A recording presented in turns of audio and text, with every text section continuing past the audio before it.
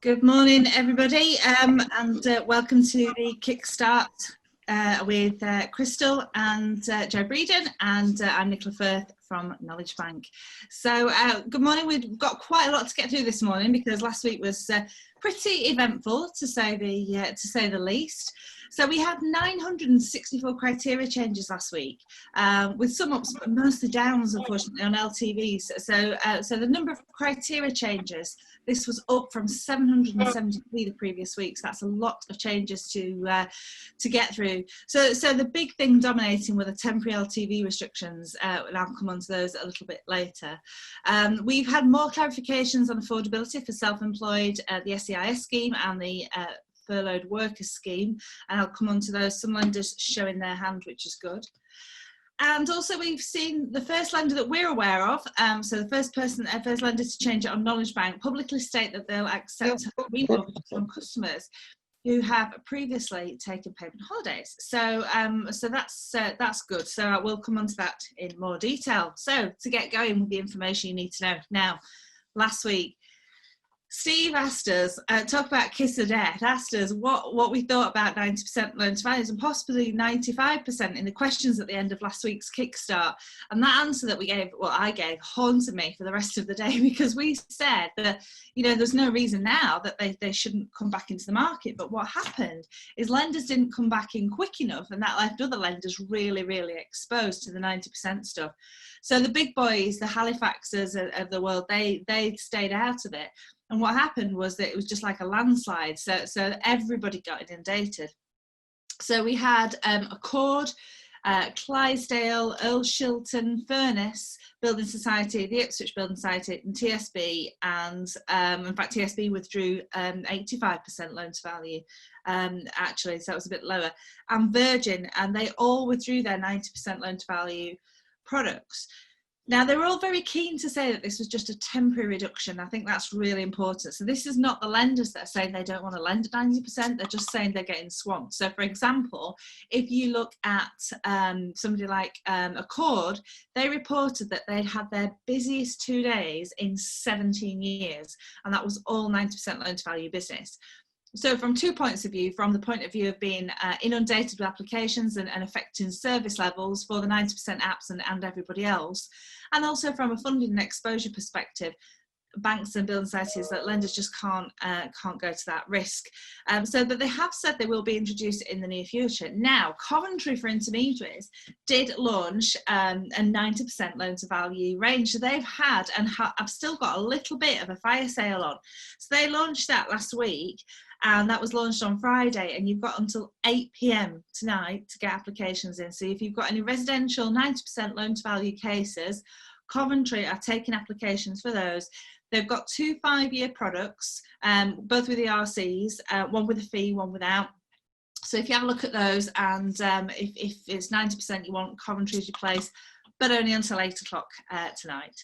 So next we are on to fleet mortgages. So they've increased their buy-to-let to 75% loan to value. That was on the 10th of June, so that was Wednesday last week.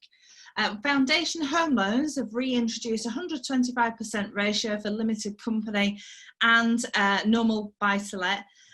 So this is also limited company and basic tax rate payers. And they've increased buy-to-lets to 75% loan to values, including HMOs and multi-unit freehold blocks as well. Interbay Commercial now lending on HMOs and MUFBs up to 20 bedrooms or units, and that's up to 70% loan to value. They'll do a maximum loan of £1.5 million with higher amounts considered by referral. So if you have got a big case, then it's well worth picking up the phone to them, and that's for purchase and remortgage. So Precise Mortgages, quite a lot of announcements from them last week. So they've only recently been able to offer remortgages on HMOs and MUFBs, but as of Tuesday on the 16th of June, so as of Tuesday, tomorrow, that is, forgetting which day it is, they'll be accepting purchase applications for both types of properties. So remortgage will be fine, so purchases are the ones that are going to be accepted from tomorrow. So they'll be available on properties with up to 6 bedrooms or suites in England and Wales, up to 75% loan to value. The maximum loan amount will be up to £1 million, and they'll be available for landlords with small or large portfolios, as well as to limited companies. So you just need to bear in mind, though, that for applications on properties in Scotland and Wales, you can submit them, but they're unable to process them past application stage until they're able to resume physical valuations in those countries, which, as we know, is very close now. So there shouldn't be too much of a delay if you decide to put an application into Precise on those. Skipton International have increased their LTV to 70%, so that's 70% on buy-to-lets, and together have announced that all the cases that have received a binding offer and still wish to proceed, they're going to be reviewing those. Obviously, we had quite a big announcement from Together last week, and they gave us the different scenarios that they are unfortunately having to cancel some cases, but they do say that they fully intend to return to the market with new lending criteria, and they're looking to further automate their systems to make sure they're in a strong position to support both yourselves and the clients. So that's quite a strong statement. I know that Together will be causing some problems for people, absolutely, but unfortunately it's not nothing they can do. They've obviously taken time over that decision, and that's where they're at. So Buckingham Building Society, they've launched a new range of products to accommodate physical valuations. That's now up to 80% loan to value. Hodge Bank have increased their maximum LTV on residential products. That's gone up from 60% loan to value up to 70% loan to value. Now Leeds, they had quite a lot of changes. So they will now accept 100% of guaranteed income, or 50% of non-guaranteed variable income, where the customer can where the customer can demonstrate that this income is sustainable. So that's really good. So additionally, Leeds Building Society has also made some changes in the way that they assess debts being repaid. We have seen other lenders in the past do this. So they're now going to include 1/3 of all debt being paid at or post completion with immediate effect. They'll also be taking 1/3 of utilised overdraft balances into account. So this needs to be keyed on in the appropriate place on the calculator, so you make sure that you get the right results. They're also now able to consider customers who have been in their current role for less than 6 months on a case-by-case basis. So that's quite some comprehensive changes there from Leeds, and I think that they were quite good in communicating that. Newcastle intermediaries, they've withdrawn their entire buy-to-let mortgage range, so they've just reached their tranche of funding, and they withdrew them from the 11th of June, so that was Thursday of last week. So they will be back, but they've just reached their limits in terms of how much they can lend, which we do often see with building societies. So Nottingham for intermediaries. So they did announce some changes regards to furloughed workers and the self-employed. So they're going to continue to accept guaranteed overtime bonuses and shift allowances and other pay where it can be evidenced that the income can still be relied upon. So at present, they're not able to accept regular overtime bonus or regular shift allowance, annual bonus or commission as accessible income. They've also updated their lending policy for furloughed workers and the self-employed that are utilising the government assistance, the SEIS scheme. And as of today, they're going to make the following changes. So if you're applying to Nottingham for somebody today, if your client's furloughed, the gross basic income will be capped at 80% of the income up to £30,000 in line with the government's furlough scheme, unless it can be evidenced that they're in receipt of more income because their employer's topping it up to above the 80% or the £30,000 limit. If your client's self-employed, using the government self-employed income support scheme, again, that income will be capped at 80% of the previous tax year profits up to £30,000 in line with furlough scheme rules. So where they're not on a government scheme, the assessment will be as usual. So if they're not receiving help, everything is as normal. They've also said, the Nottingham have now also said that if your client is remortgaging from another lender, they've taken a payment holiday or a deferral or partial payment holiday, the application will be acceptable to Nottingham as long as your clients restarted payments. So they can't be in the payment holiday, but as long as they've restarted payments, then that's absolutely fine. So Principality Building Society, so they have temporarily amended how they assess affordability on holiday lets. So they'll now calculate rental coverage over a 24-week holiday letting period based on low, medium and high seasons. And they may ask for additional information in support of the application on a case-by-case basis. So for cases that have already been submitted, they'll calculate the rental coverage over a 30-week holiday letting period. So Skipton Building Society for intermediaries, they've reinstated all residential purchase products, including new build and shared ownership, up to 85% loan to value. And that was of Wednesday last week. And all of those products are available in England, Scotland and Wales. And then finally, we had West Bromwich make some changes. So this was for, they changed their LTV. So this was for remortgages and further advances. So capital raising for home improvements to the mortgage property, they'll go up to 85% loan to value. That was previously 75%.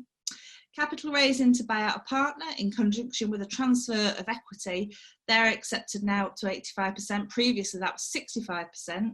And capital raising for purposes other than those listed that I've gone through, they'll be restricted to 65% loan to value, which is pretty standard for them.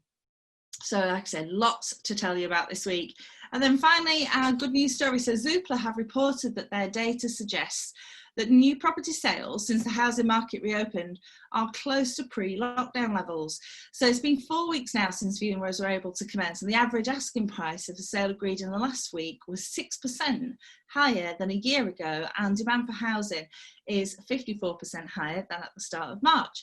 So they do say they acknowledge that some of this demand has been created by the housing market being paused and then kick-started again, and there are of course regional differences. We do know that what we're seeing in London is appearing to just lag behind other markets in England, but you know what, we're quite used to regional differences, and there are massive variations in that. So yeah, the good news at least. I think a lot of people we're speaking to are saying they're really busy, and I'm sure you're no exception. Certainly the inquiries are there, so that is really, really encouraging.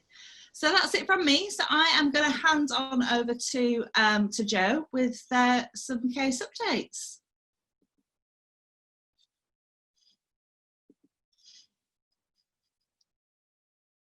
Oh, Joe, I think you're still on mute.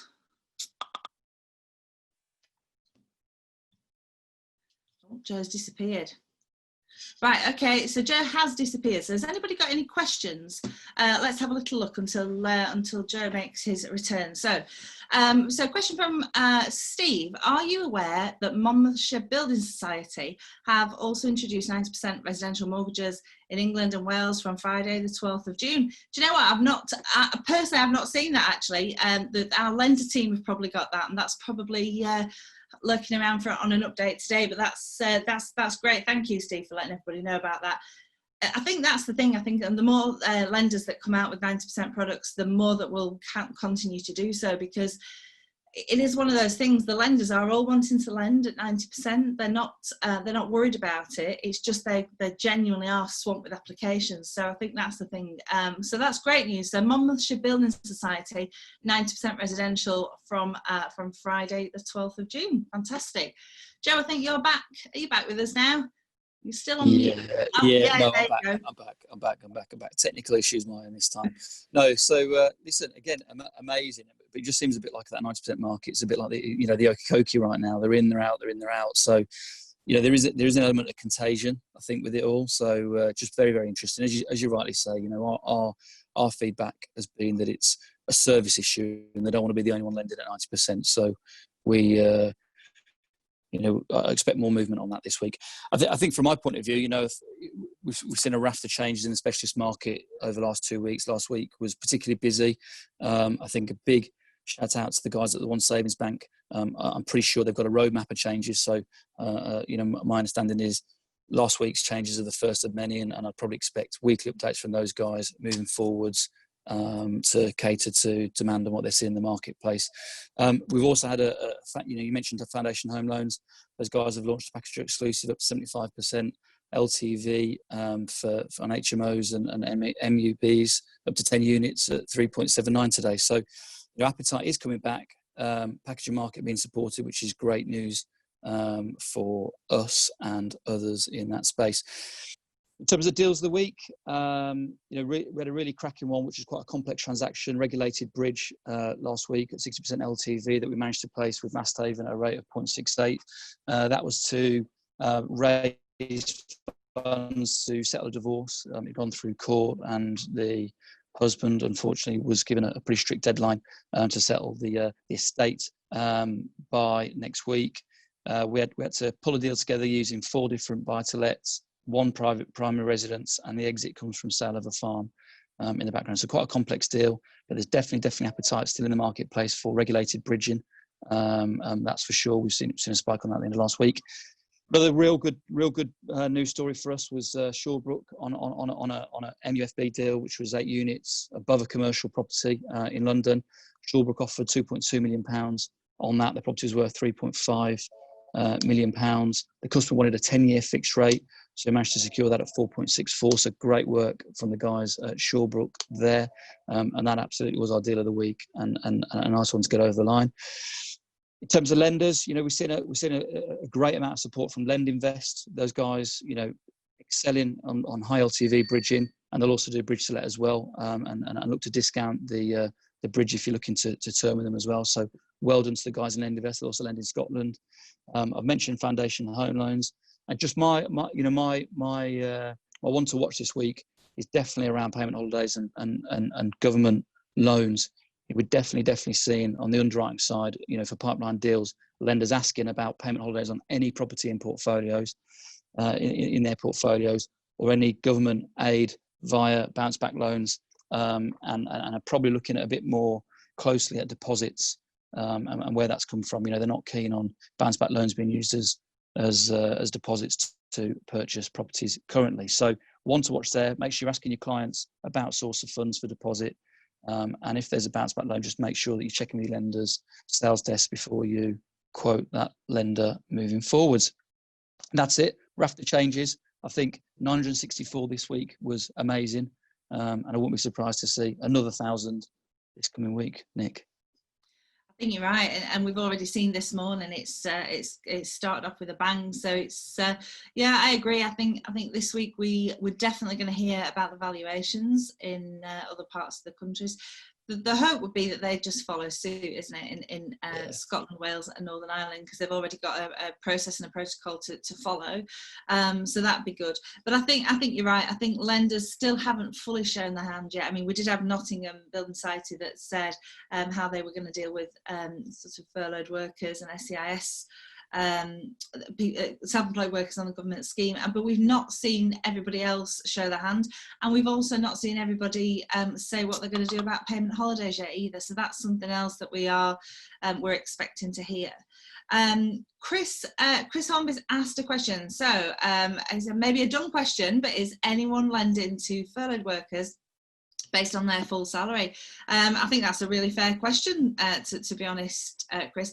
I'm not aware of anyone. Are you, Joe? Have you seen anybody? No, not at all. No. Not at all just yet. No, as you say, they're doing the 80% piece or capping the furlough amount. That's about as good as we can get currently. Yeah, I mean, we will. We'll keep an eye on it, and if anybody does change that, we'll let you know. So some are taking obviously the government, the government 80%, and then a top up from an employer. But I guess it's how much. Sorry, somebody muted me there. Sorry. I guess what it's one of those things. If they're furloughed, I think lenders are looking and seeing that they're furloughed for a reason. I mean, we've heard of a case just this last week where a lender, and I'll not name names, but they have had an issue with a government worker because they've been self-isolating for 14 days. So they hadn't got coronavirus. They were just told to self-isolate on the track and trace scheme.